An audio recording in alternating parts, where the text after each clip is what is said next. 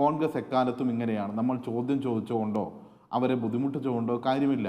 നേരത്തെ പ്രളയമുണ്ടായിരുന്ന സമയത്ത് നമുക്ക് ഓർമ്മയുണ്ട്, 1000 വീടുകൾ പ്രഖ്യാപിച്ചു. 1000 വീടുകൾ എവിടെയാണ് ഉണ്ടായത്? 1000 വീട് എവിടെയും ഉണ്ടായിട്ടില്ല. അന്നത്തെ KPCC president Shri MM Hasan, അതിനുശേഷം മുല്ലപ്പള്ളി, അവരെല്ലാം പിന്നീട് അത് കൈയൊഴിയുകയും ഞങ്ങൾക്കത് സാധ്യമല്ല എന്ന് വാർത്താ സമ്മേളനം നടത്തി പ്രഖ്യാപിക്കുകയും ചെയ്തതാണ് എന്ന് നമുക്കറിയാം. ഇതെല്ലാം നമ്മുടെ മുന്നിലുള്ള അനുഭവമാണ്.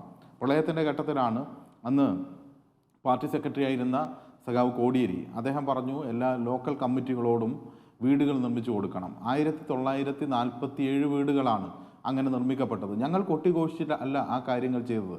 ഞങ്ങൾ വീട് നിർമ്മിക്കാൻ തീരുമാനിച്ചു. പ്രളയത്തിൻ്റെ അതിൻ്റെ ഭാഗമായി എല്ലാ പാർട്ടി ലോക്കൽ കമ്മിറ്റിയുടെയും നേതൃത്വത്തിൽ വീടുകൾ നിർമ്മിച്ചു. അതിൻ്റെ ഗുണഭോക്താക്കൾക്ക് കൈമാറുന്ന സാഹചര്യം ഉണ്ടായി. എന്നാൽ ഇവരങ്ങനെയല്ല. ഇവർ കുറേ പ്രസ്താവനകളും വലിയ രീതിയിലുള്ള പ്രചാരണ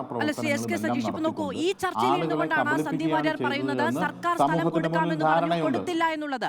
ഇതിപ്പോ SK സജീഷിന്റെ ആത്മവിശ്വാസം എന്ന് പറയുന്നത് ഇത് നേരത്തെ പറയുകയും ക്ലാരിഫൈ ചെയ്യുകയും ചെയ്ത കാര്യമാണെന്നാണ്.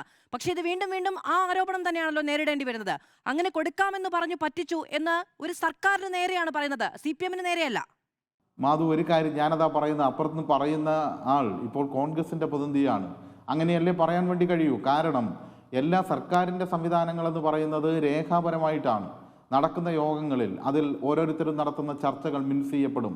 ആവശ്യങ്ങൾ ഉന്നയിച്ചു കഴിഞ്ഞാൽ ആവശ്യങ്ങൾ മിൻസ് ചെയ്യപ്പെടും.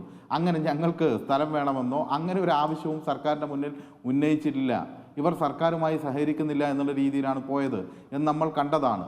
അവിടെ മുസ്ലിം ലീഗ് നടത്തിയ പ്രവർത്തനം വ്യത്യസ്തമായിരുന്നല്ലോ.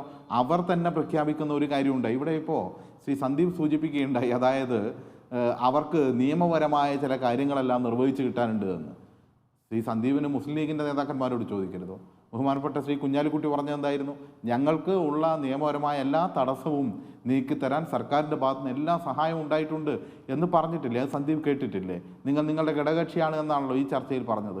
ആ ഘടകകക്ഷിക്ക് ബാധകമാകുന്നത് കോൺഗ്രസിന് ബാധകമല്ലേ? അപ്പം നിങ്ങൾക്കിതൊന്നും പ്രശ്നമല്ല. ഇപ്പോൾ ഏതാണ്ട് 60 ദിവസം കഴിഞ്ഞിരിക്കുന്നു തറക്കല്ലിട്ടിട്ട്. ശ്രീ സന്ദീപിന് അറിയാമോ അവിടെ തറക്കല്ലെങ്കിലും അവശേഷിക്കുന്നു?